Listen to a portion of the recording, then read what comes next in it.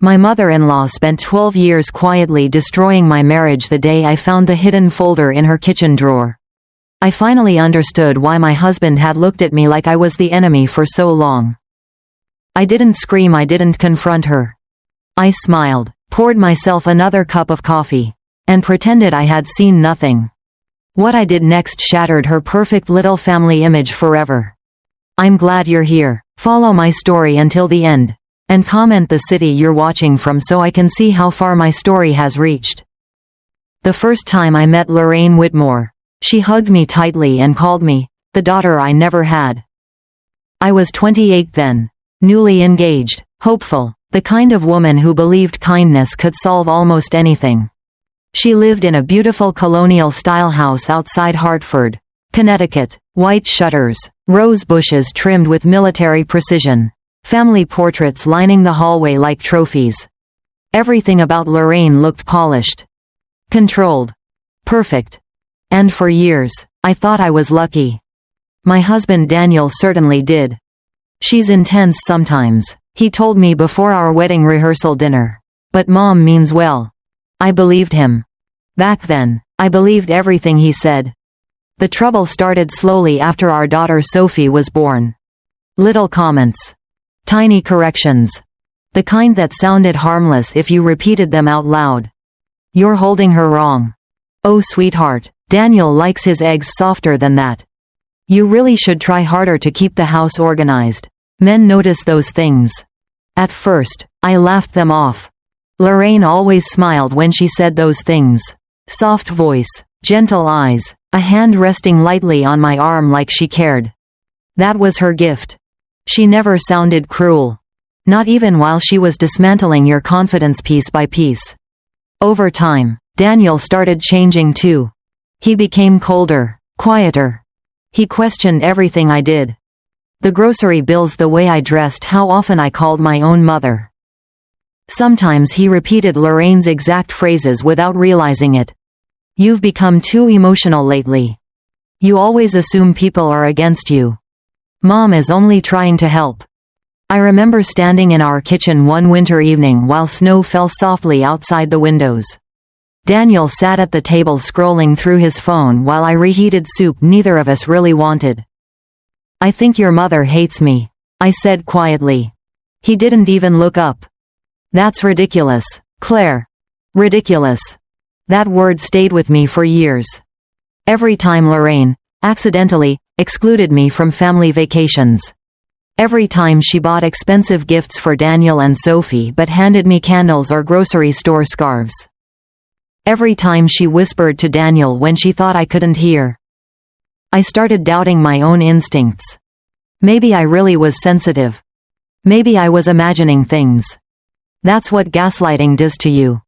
It doesn't destroy you all at once. It erases you slowly. One quiet moment at a time. And by the time I finally understood what Lorraine had been doing behind my back, my marriage was already bleeding to death. The worst part was that Lorraine never attacked me in front of other people. If she had screamed at me or openly insulted me, maybe Daniel would have seen it sooner. Maybe I would have seen it sooner. But women like Lorraine didn't work that way. They operated quietly, patiently, like water slipping into cracks until the whole foundation weakened without anyone noticing.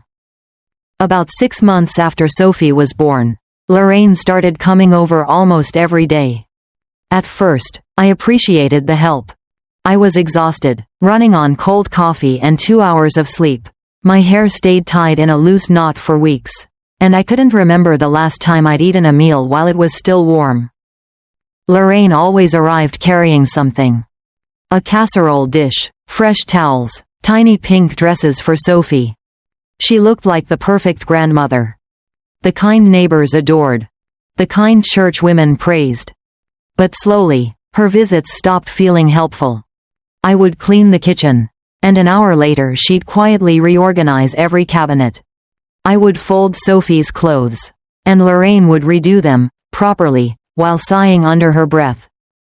One afternoon, I found her standing in my bedroom, going through my dresser drawers. I remember freezing in the doorway, a basket of laundry pressed against my chest. "Oh," she said calmly, holding one of my sweaters. "I was just helping organize things. You seem overwhelmed lately." Overwhelmed. That word again. I started hearing it constantly. Daniel heard it too. "She's only worried about you," he said that night while brushing his teeth. I stood beside him at the bathroom sink, staring at our reflections in the mirror. "You don't think it's strange she was opening my drawers?"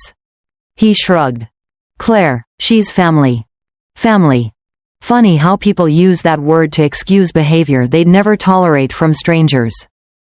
The real shift happened the following summer during a barbecue at Lorraine's house. Her backyard looked like something out of a magazine. White hydrangeas, expensive patio furniture, string lights hanging above the deck. Daniel's cousins laughed around the fire pit while Sophie slept upstairs in a guest room. I was carrying a tray of lemonade through the kitchen when I heard Lorraine talking to Daniel in the pantry. Her voice was low. "Careful. She's changed since the baby." A pause. "You deserve someone who supports your career instead of draining you." My stomach tightened. Daniel didn't answer immediately. Then quietly, almost uncertainly, he said, "She's been emotional lately." I stood completely still behind the doorway. The lemonade glasses trembled slightly in my hands. Lorraine sighed softly. "That's what I've been trying to tell you, sweetheart. Claire makes everything heavy. Heavy. Not abusive. Not unstable. Not cruel. Just heavy." That was Lorraine's talent. She planted ideas that sounded reasonable enough to survive scrutiny. By the time dinner started, I could barely swallow my food. Lorraine sat at the end of the table smiling gracefully while everyone complimented her peach cobbler. Daniel barely looked at me all night. And for the first time since our marriage began, I had a terrifying thought. What if this wasn't accidental? What if Lorraine wasn't simply controlling? What if she had been quietly turning my husband against me from the very beginning? That night, while Daniel slept beside me in the guest bedroom, I stared at the ceiling fan spinning slowly overhead. And I realized something I should have understood years earlier. Lorraine didn't want a daughter-in-law. She wanted complete ownership of her son. And I was standing in the way. After that barbecue, I started noticing things I had ignored for years. Once your mind accepts the possibility of manipulation, every memory begins rearranging itself. Like puzzle pieces finally sliding into place. Daniel stopped defending me when Lorraine criticized me. Then he stopped listening altogether. If I said I was tired, he told me I was overreacting. If I said his mother crossed a boundary, he accused me of creating drama. And somehow, every disagreement in our marriage circled back to me being difficult. I remember one particular morning in late October. Rain tapped softly against the kitchen windows while I packed Sophie's lunch for preschool. Daniel sat at the counter drinking coffee, already dressed for work in one of those navy suits Lorraine always bought him for Christmas. "She called yesterday," he said casually. I didn't look up. "Who?" "My mother." "Of course." I spread peanut butter onto slices of bread slowly, carefully. "And?" Daniel hesitated. "She thinks maybe you should talk to someone." I turned then. "What does that mean?" He rubbed the back of his neck uncomfortably. "She's worried about your moods lately." "My moods?" I almost laughed. Not my exhaustion. Not the isolation. Not the constant criticism. Just my moods. "She's been planting things in your head for years," I said quietly. Daniel's face hardened instantly. "There you go again." Again. Like I was repeating some paranoid fantasy instead of describing my own life. "She manipulates every situation," I continued carefully. "You don't see it because she does it gently." "She loves me," he snapped. The words hung heavily in the kitchen. Not, "She loves us." Just, "She loves me." That was the first moment I truly understood the problem. Lorraine didn't see our marriage as a partnership. She saw it as competition. And Daniel had spent his entire life being conditioned to protect her feelings before anyone else's. Even mine. Especially mine. Things became worse after Daniel accepted a promotion at his law firm. Longer hours. More dinners with clients. More weekends where Lorraine conveniently offered to help with Sophie. At first, Sophie adored spending time at Grandma's house. Then little comments started slipping out. Grandma says you get angry too easily. Grandma says Daddy works hard because you stress him out. The first time Sophie repeated those words, she was only 7 years old. 7. I was helping her brush her hair before school when she looked at me carefully through the mirror. "Mommy," she asked softly, "why do you make Daddy sad all the time?" I felt something crack inside my chest. Children don't invent sentences like that. They borrow them. That night I confronted Daniel in our bedroom. The television flickered softly in the background while he answered emails on his laptop. "Your mother is talking about me to Sophie." Daniel sighed without even looking up. "Claire, not everything is an attack. She's turning our daughter against me." "That's insane." "Insane." Another word meant to make me question myself. I stared at my husband sitting there illuminated by the pale blue glow of his computer screen. And suddenly he looked unfamiliar to me. Like a man slowly disappearing behind someone else's voice. Then came the moment that changed everything. 3 weeks before our 15th wedding anniversary, I stopped by Lorraine's house unexpectedly to pick up Sophie. Her Mercedes was in the driveway. So was Daniel's car. I remember feeling confused because Daniel told me he was working late downtown. The house was unusually quiet when I stepped inside. Too quiet. Then I heard Lorraine's voice drifting softly from the sunroom. "You have to start protecting yourself from her before she destroys your life completely." And Daniel answered with 6 words I still hear in my nightmares. "I think you're right, Mom." I stood frozen in Lorraine's hallway, my hand still wrapped around my car keys. The grandfather clock near the staircase ticked softly in the silence. Tick, tick, tick.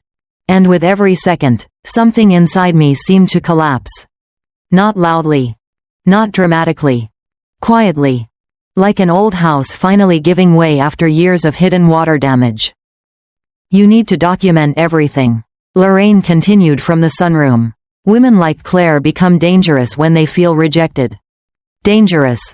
I pressed my fingers harder around the keys until the metal cut into my palm. Daniel sighed heavily. "I know." No hesitation. No defense. "No, that's my wife." Just agreement. Simple. Automatic. I backed toward the front door before either of them noticed me standing there. By the time I reached my car, my hands were shaking so badly I dropped my purse onto the driveway. Lipstick rolled beneath the tire. Receipts scattered in the wind. I remember staring at them for a long moment without moving. Because suddenly every strange moment from the past 15 years made horrible sense. Lorraine had never wanted peace. She wanted control. And she had spent years slowly rewriting me inside Daniel's mind until I became the villain in my own marriage. That night, I said nothing. I picked Sophie up from ballet practice. I made spaghetti for dinner. I folded laundry while Daniel sat on the couch watching ESPN like nothing had happened. At one point he smiled at me casually. Casually. As if he hadn't spent the afternoon discussing how dangerous I was becoming. "You okay?" he asked. I nodded. "Just tired." That answer satisfied him immediately. Because tired women are easier to ignore. After Daniel went to bed, I sat alone in the kitchen with only the light above the stove turned on. The house felt painfully quiet. I opened my laptop slowly and typed something I never imagined searching before. Signs of emotional manipulation by a mother-in-law. Hundreds of articles appeared. Then forums. Then stories. Women describing situations so similar to mine it felt like reading pages torn from my own life. Isolation. Gaslighting. Triangulation. A parent creating emotional dependency in their adult child while undermining the spouse. For 3 hours, I read silently while the digital clock on the microwave crept toward 2 in the morning. And for the first time in years, I stopped asking myself, what's wrong with me? Instead, I started asking, what if Lorraine planned this from the beginning? The next few weeks changed the way I saw everything. I started paying attention. Really paying attention. Lorraine called Daniel constantly. Sometimes 6 or 7 times a day. If we argued, somehow she already knew within hours. If Daniel and I planned a weekend alone, Lorraine suddenly had an emergency. Chest pains. Car trouble. Dizziness. And Daniel always went running. Always. One Saturday morning, I found Sophie sitting cross-legged on the living room floor coloring quietly. "Grandma says Daddy deserves peace," she said absent-mindedly. I looked up sharply. "What did you say?" Sophie shrugged innocently without looking away from her crayons. She said some women make life harder for men. I felt physically cold. Children should not carry adult poison in their mouths. That afternoon, while Sophie napped upstairs, I drove to a small coffee shop downtown and met my friend Nina. We had known each other since college, though Lorraine always claimed Nina was a bad influence. Now I understood why. Nina listened quietly while I told her everything. The comments. The manipulation. The conversation in the sunroom. When I finished, she stirred her cappuccino slowly and looked directly at me. "Claire," she said carefully, "I think Lorraine's been trying to erase you from your own marriage for years." I stared out the cafe window at people walking past in heavy autumn coats. No tears came. That was the strange part. I felt past tears. Past shock. What I felt instead was clarity. Cold. Sharp. Dangerous clarity. And somewhere deep inside me, for the very first time, I stopped wanting Lorraine to like me. I started wanting the truth. After my conversation with Nina, I stopped reacting emotionally around Daniel and Lorraine. That was the first real shift. I became quiet. Observant. Careful. And strangely enough, the less emotional I appeared, the more nervous Lorraine seemed to become. Almost like she depended on my reactions to maintain control. A few days later, Lorraine invited us to Sunday dinner. Roast chicken. Mashed potatoes. Candles lit in crystal holders even though it was barely 5 o'clock. Everything in her dining room always looked staged, perfectly arranged like a magazine spread no actual family lived in. Daniel sat beside his mother drinking red wine while Sophie showed Lorraine a drawing from school. I watched them quietly from across the table. The little touches. The private smiles. The way Lorraine constantly looked at Daniel for approval before speaking. It didn't feel like mother and son anymore. It felt like allies. At one point, Lorraine placed her napkin neatly beside her plate and smiled at me.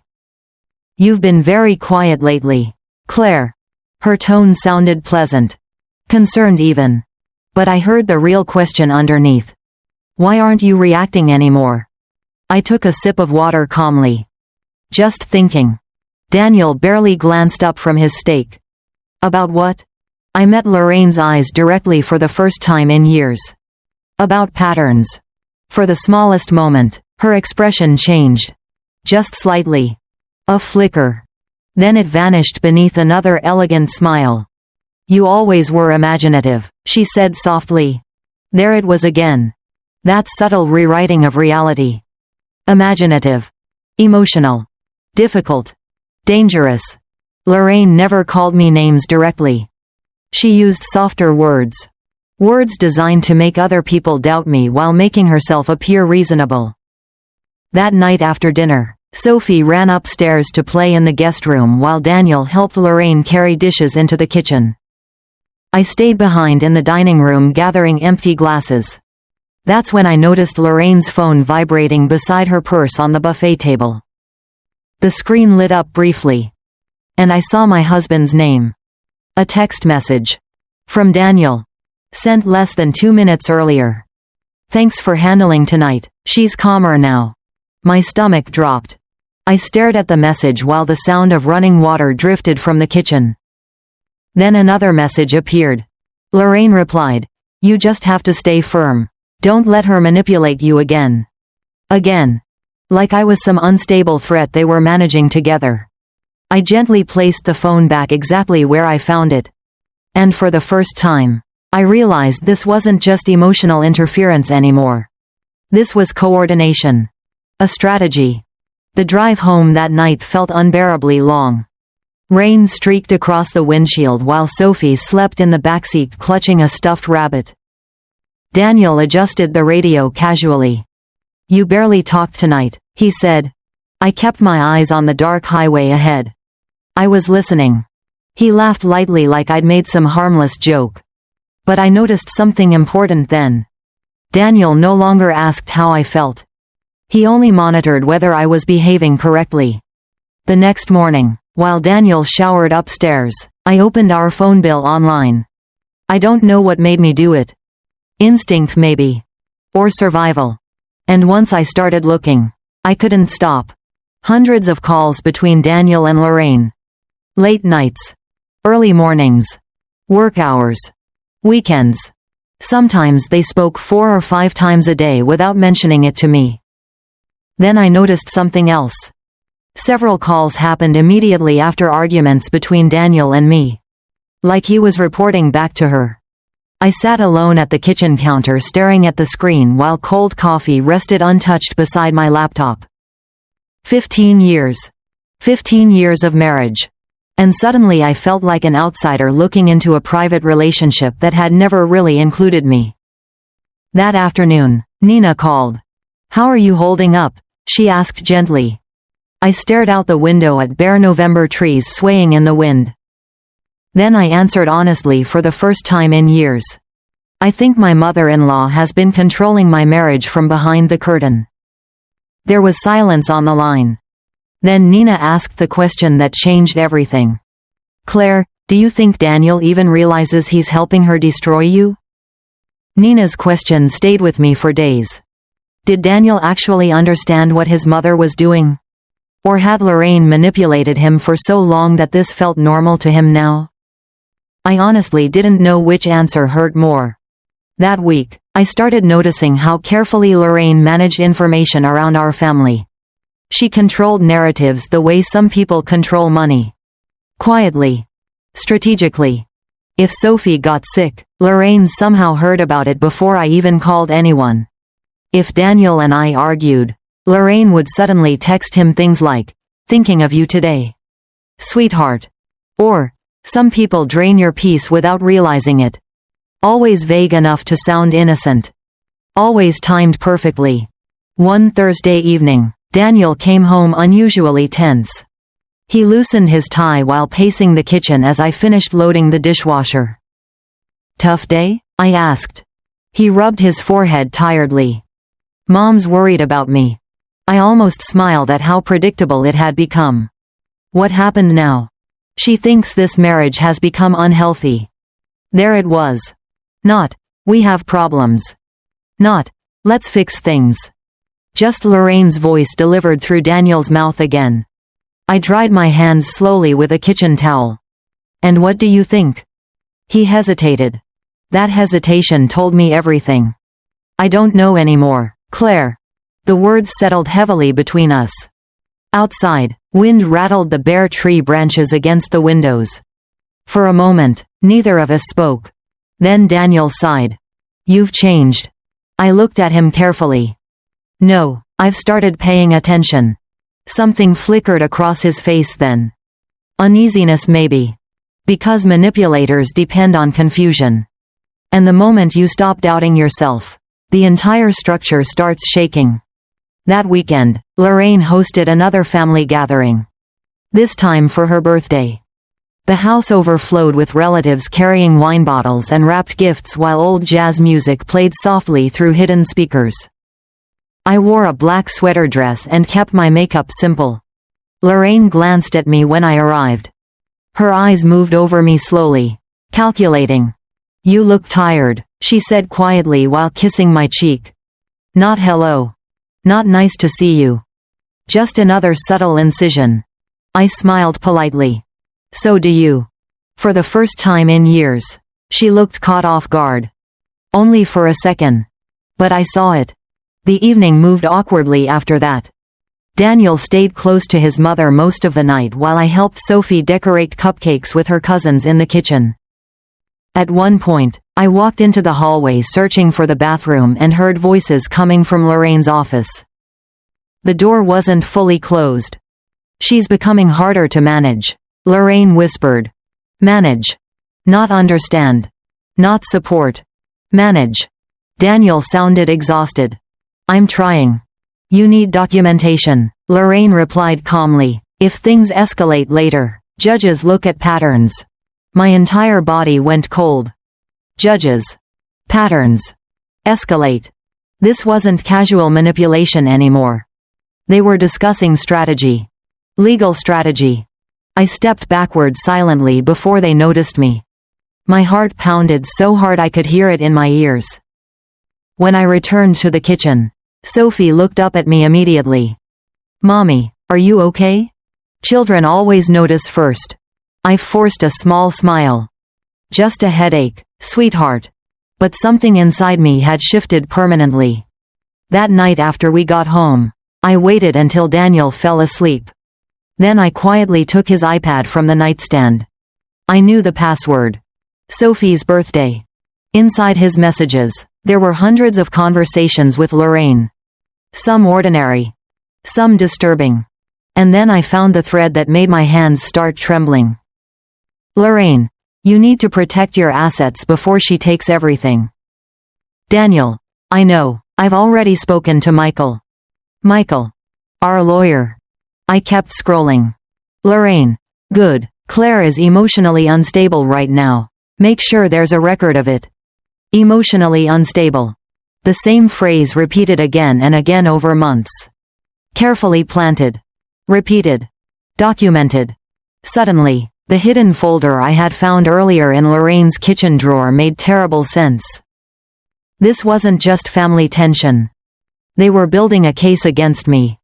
And for the first time since this nightmare began, I realized I might actually be in danger of losing everything.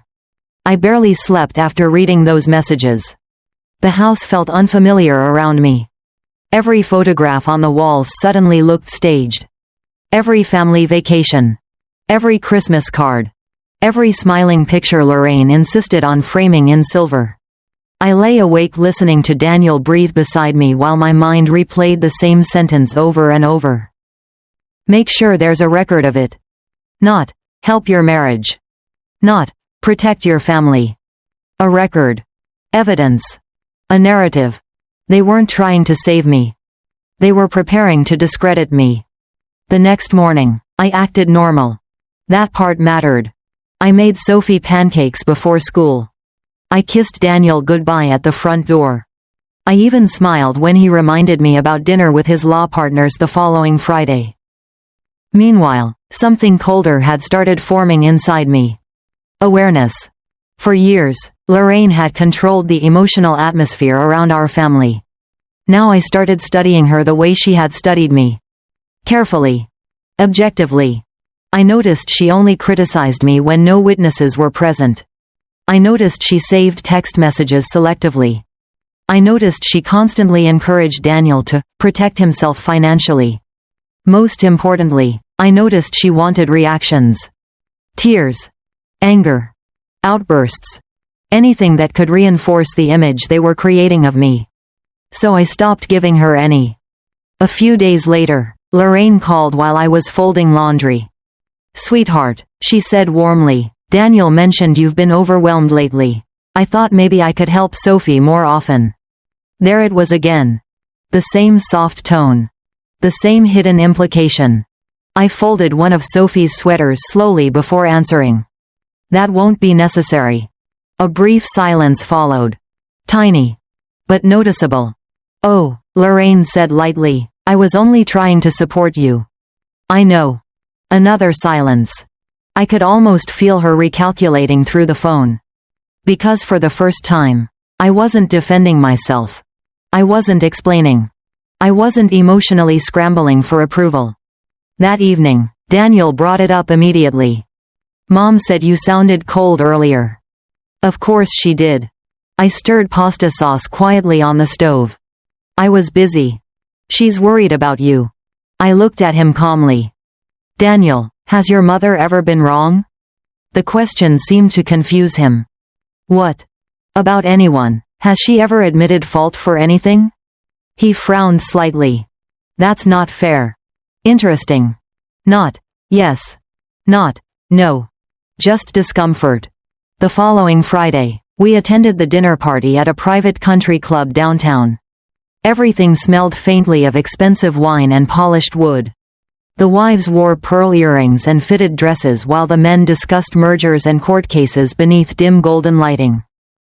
Lorraine loved places like that. Places where appearances mattered more than truth.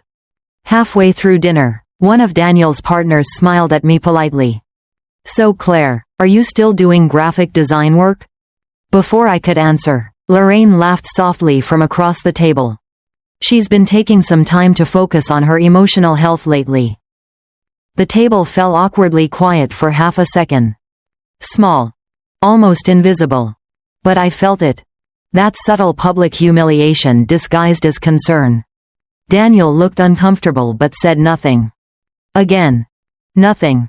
I placed my wine glass down carefully. Then I smiled. I actually started taking new clients again last month. I said evenly. Turns out peace and distance can do wonders for mental clarity. Lorraine's smile stiffened slightly. One of the women at the table nodded warmly. That's wonderful. The conversation moved on. But something important happened in that moment. For years, Lorraine had controlled every narrative about me. That night was the first time I interrupted one. And she noticed. Later, while everyone gathered near the fireplace for dessert, I stepped outside onto the terrace for air. Cold December wind brushed against my face while city lights shimmered below the hill. A moment later, I heard heels approaching behind me.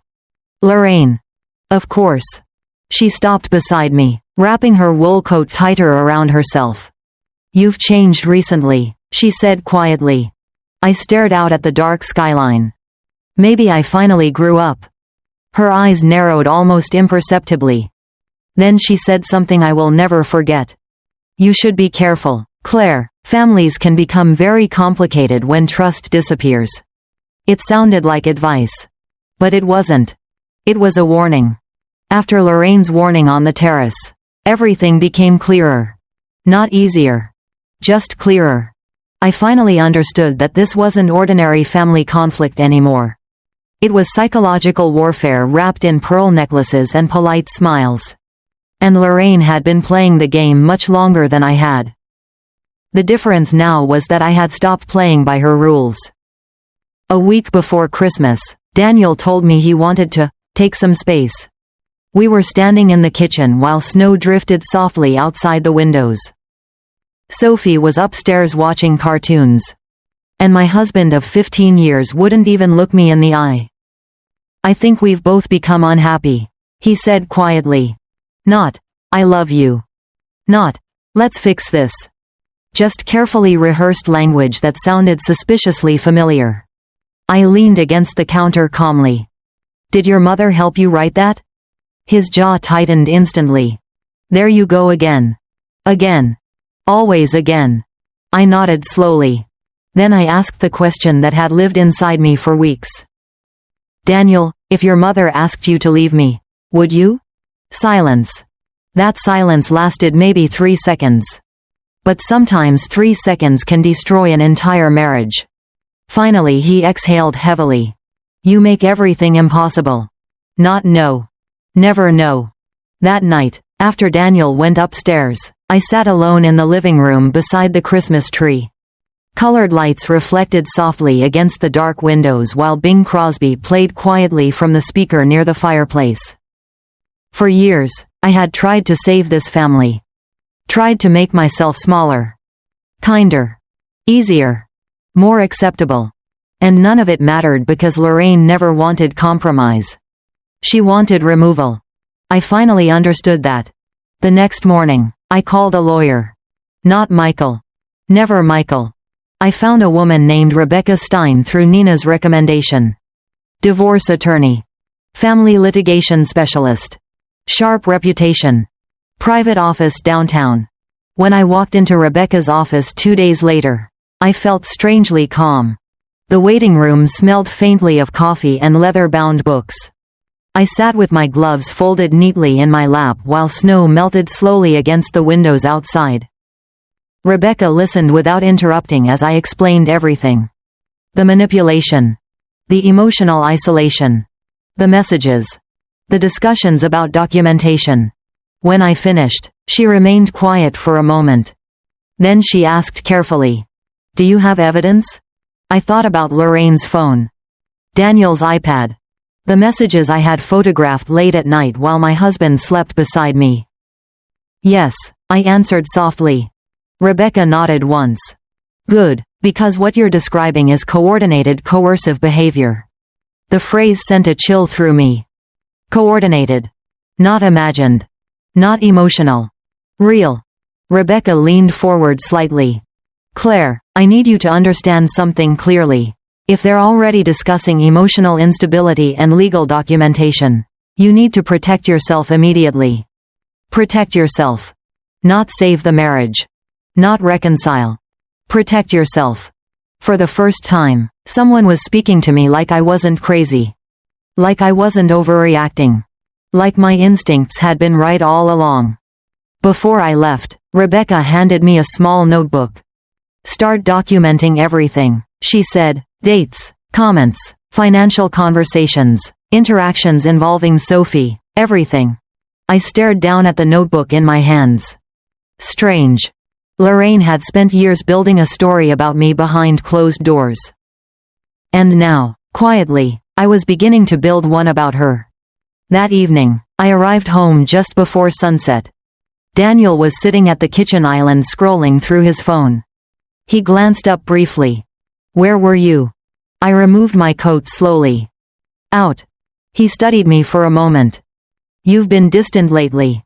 I almost smiled at the irony. Distant. After years of emotional exile inside my own marriage. "I've been thinking," I answered calmly. His expression shifted uneasily. Because deep down, Daniel understood something his mother didn't yet realize. The woman they had spent years trying to weaken was finally waking up. After meeting with Rebecca, I stopped seeing myself as a confused wife trying to hold her marriage together. I started seeing myself as someone under attack. That shift changed everything. I became careful with my words around Daniel. Careful with my reactions. Careful with what I shared. And almost immediately, Lorraine noticed. The phone calls increased. The check-ins. The concerned little comments designed to test whether I was still emotionally exposed. One afternoon, Lorraine stopped by unexpectedly while Sophie was at school. She stood on the front porch wearing a camel-colored wool coat, holding a white bakery box tied with red ribbon. "I brought cinnamon rolls," she said warmly as I opened the door. Of course she did. Lorraine always arrived carrying something sweet before delivering poison. I stepped aside politely and let her in. The house smelled faintly of coffee and laundry detergent. Rain tapped softly against the windows while she removed her leather gloves with practiced elegance. "You've been distant lately," she said while placing the bakery box on the counter. I poured coffee slowly. "I've been busy." "With what?" There it was. Not curiosity. Surveillance. I handed her a cup calmly. Thinking. For a brief second, her smile tightened. Then she glanced around the kitchen carefully. "You know, Claire, marriages become fragile when people start keeping secrets." Interesting. Because until recently, secrets had always belonged to her. I leaned lightly against the counter. "Is that what happened in your marriage?" The question landed harder than I expected. Lorraine's face went completely still. I had only heard vague stories about Daniel's father over the years. Mostly carefully edited versions told by Lorraine herself. Distant man. Emotionally unavailable. Left when Daniel was young. But suddenly, for the first time, I wondered how much of that story had been manipulated too. Lorraine set her coffee cup down carefully. "Frankly," she said softly, I think you're becoming paranoid. Paranoid. Another predictable word.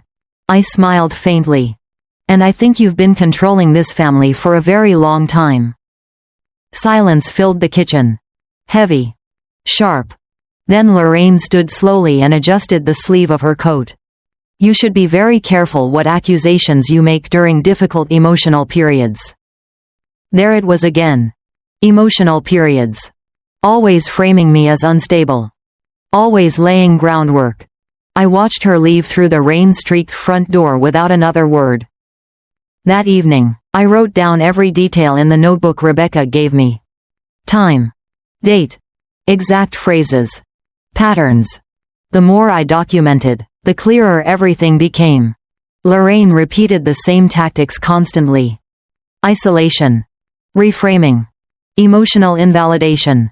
Subtle character attacks disguised as concern. And Daniel echoed her language almost perfectly now. A few nights later, Sophie accidentally confirmed something that made my blood run cold. I was helping her with homework at the dining room table when she looked up innocently. Grandma says Daddy might get his own apartment soon. I froze.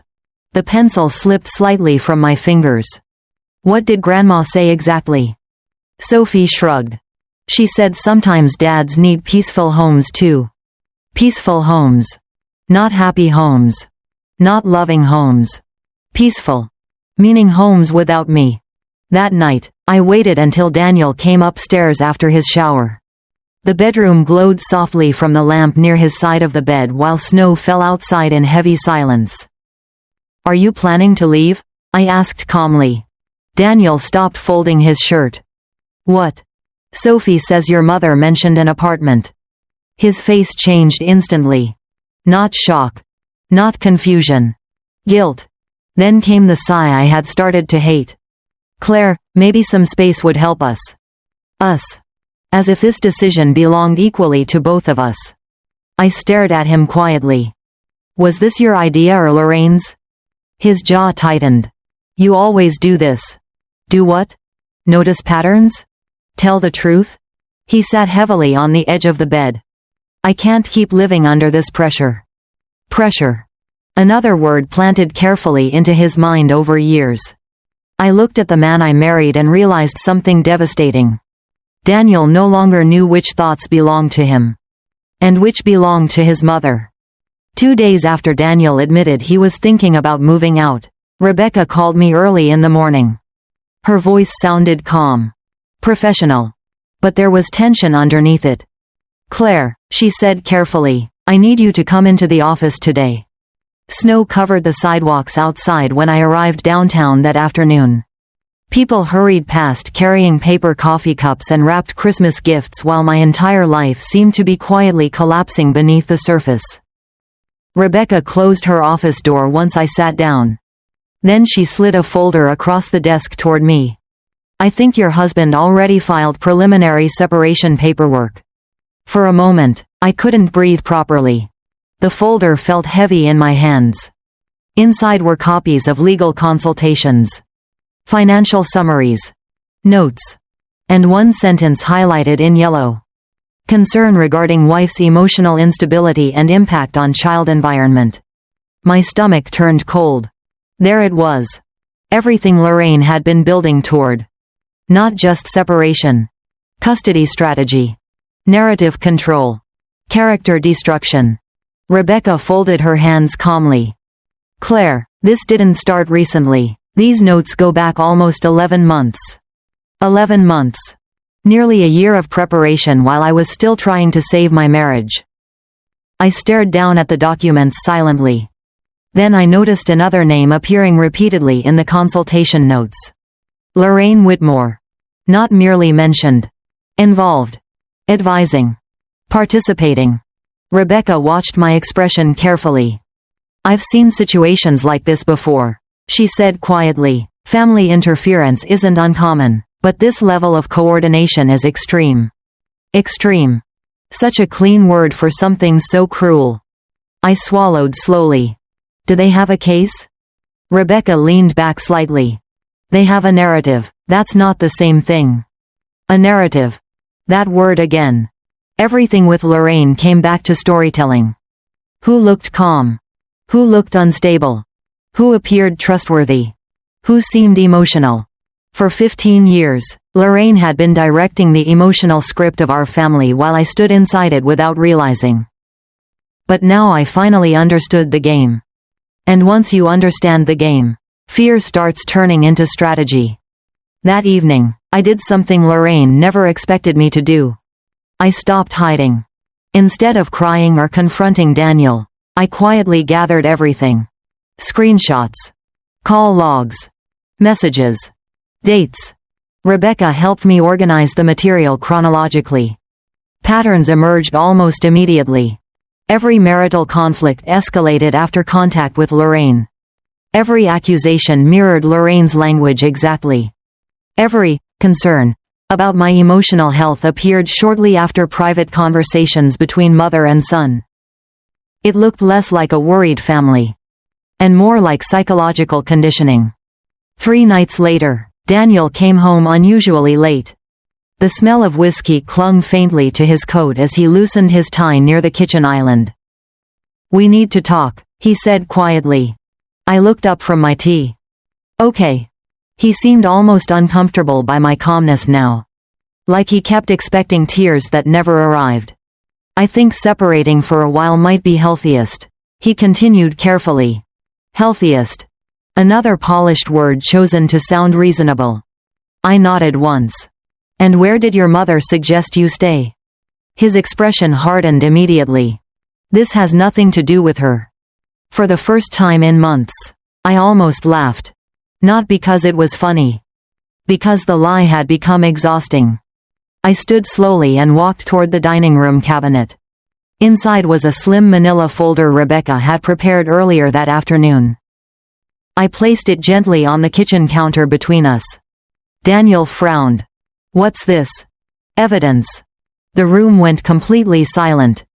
Outside, wind rattled softly against the windows. Daniel opened the folder slowly. I watched the color drain from his face page by page. Phone records. Messages. Timelines. Financial consultation notes. And finally, printed screenshots of conversations between him and Lorraine discussing my instability. His hands actually trembled slightly near the end. "Claire," I interrupted him softly. "No, you don't get to explain yet." For the first time since this nightmare began, Daniel looked afraid. Not angry. Not defensive. Afraid. Because in that moment, he realized something Lorraine had never prepared him for. I wasn't confused anymore. And confused women are easy to control. But clear-minded women? Those are dangerous. Daniel sat at the kitchen counter for a very long time after reading the folder. He didn't deny anything. That was the part one remember most clearly. No outrage. No accusations. Just silence. Heavy silence. The kind that settles into a room when someone realizes the truth has finally outrun the lies. Outside, snow continued falling softly across the backyard. The Christmas lights along the fence glowed faintly against the dark. Daniel closed the folder slowly. "I never wanted this to happen," he said quietly. I looked at him calmly across the kitchen island. But it did. His eyes looked exhausted now. Older somehow. For the first time in years, he no longer looked like Lorraine's confident, obedient son. He looked lost. "I thought she was helping me," he admitted. There it was. Not love. Not loyalty. Dependence. Lorraine had convinced him that protecting her perspective was the same thing as protecting himself. And over time, he stopped questioning where her voice ended and his began. I wrapped my hands around my teacup quietly. "Do you know what the worst part was?" I asked softly. Daniel stared down at the papers. "What?" "You watched me disappear." That finally broke something in him. He covered his face with one hand, breathing unevenly. For years I imagined this moment differently.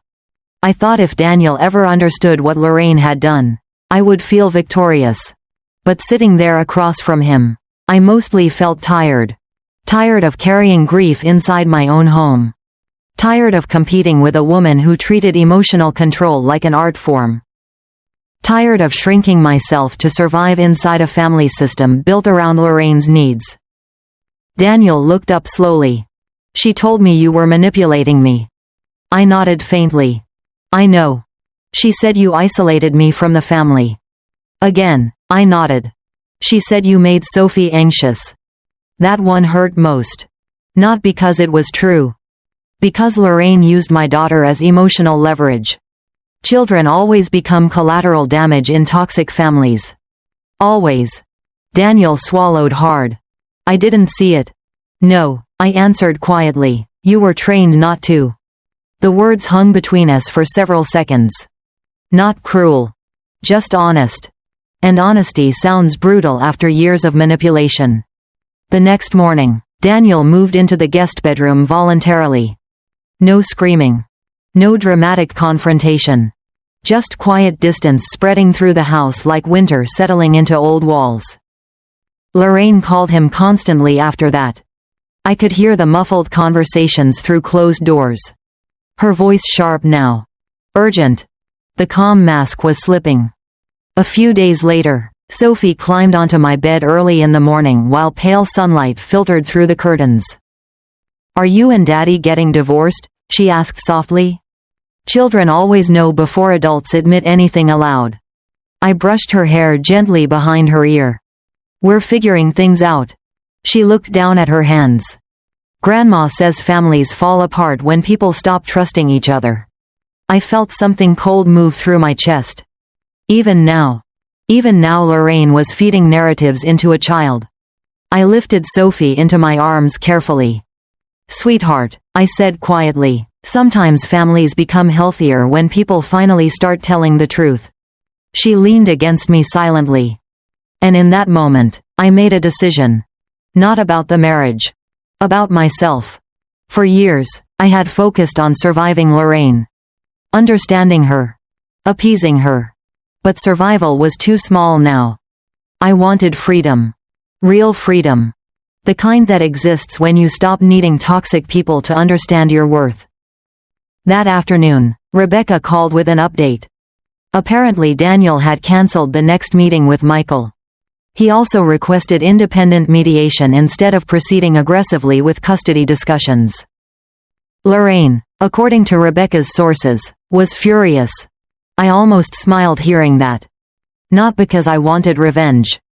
But because manipulative people panic when their version of reality stops controlling the room. That evening, Daniel knocked quietly on my office door. I looked up from my laptop. He stood there awkwardly, hands in his pockets. I told my mother she needs to stop interfering, he said. I studied him silently for a moment. And? Pain flickered across his face. She blamed you. Of course she did. Manipulators rarely surrender gracefully. They rewrite. Deflect. Attack. Anything except accountability. Daniel looked at me carefully then, like he was finally seeing me clearly for the first time in years. And softly, almost broken, he asked, "How long have you been this unhappy?" When Daniel asked me how long I had been unhappy, I didn't answer right away. Morning light spilled softly across the office floor while the heater hummed quietly through the house. For a long moment, I just looked at him. Really looked at him. Not as the man I married. Not as Lorraine's son. Just as a tired human being sitting in the wreckage of choices he should have questioned years earlier. Finally, I answered honestly. I think I started disappearing long before either of us noticed. Daniel lowered his eyes. And for once, he didn't argue. The weeks that followed were quiet. Painfully quiet sometimes. Daniel began attending therapy on his own. Not because Lorraine suggested it. Because he finally understood something terrifying. A person can love their parent deeply and still be manipulated by them. Those two things can exist together. He moved into a small apartment downtown shortly after New Year's. Not dramatically. No slammed doors. No courtroom war. Just two exhausted people finally acknowledging the truth. Sophie adjusted better than I expected. Children breathe differently once tension leaves a home. The dark circles beneath her eyes slowly faded. She laughed more. Started sleeping through the night again. One snowy Saturday morning, she helped me decorate sugar cookies in the kitchen while old jazz music played softly from my phone. Flour covered the counter. Powdered sugar dusted her little sweater. And for the first time in years, the house felt peaceful instead of emotionally monitored. Real peace. Not Lorraine's version of peace. Not silence forced by fear and control. Actual peace. Lorraine called several times during those first months. At first, Daniel answered. Then less frequently. Then almost never.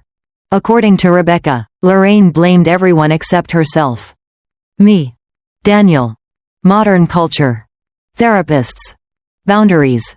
Manipulative people rarely survive once accountability enters the room. Because accountability destroys the fantasy they built around themselves. About 6 months later, Daniel asked if we could meet for coffee. We sat across from each other in a quiet cafe downtown not far from the courthouse. He looked different. Softer somehow. Less certain. I've been remembering things, he admitted quietly. Things my mother used to say about people when I was growing up. I stirred my tea slowly. She always needed someone to blame. He continued, my father, my aunt, her friends, eventually you. I nodded gently. That's how control works. Someone always has to become the problem. Daniel looked out the cafe window for a long moment. Then he said something that nearly broke my heart. I don't know who I am without her voice in my head. I understood that more than he realized. Because after years of manipulation, rebuilding yourself feels unfamiliar at first. Like learning how to walk after surviving an accident. We never got back together. Some stories don't end with reconciliation. Sometimes the happy ending is simply waking up. Daniel became a better father after that. More present. More thoughtful. And slowly, Sophie stopped repeating Lorraine's words altogether. As for me, I started rebuilding my life quietly. I took on new design clients. Redecorated the house. Cut my hair shorter. Started taking long walks in the mornings without feeling guilty for existing. It's strange how peaceful life becomes once you stop begging toxic people to treat you kindly. A year later, I found the old notebook Rebecca gave me tucked inside a kitchen drawer. Pages filled with dates. Comments. Patterns. Proof. I flipped through it slowly while rain tapped against the windows. Then I closed it gently and smiled. Because I no longer needed evidence to trust myself. That was the real victory. Not revenge. Not punishment. Freedom. If there's one thing I learned from all this, it's this.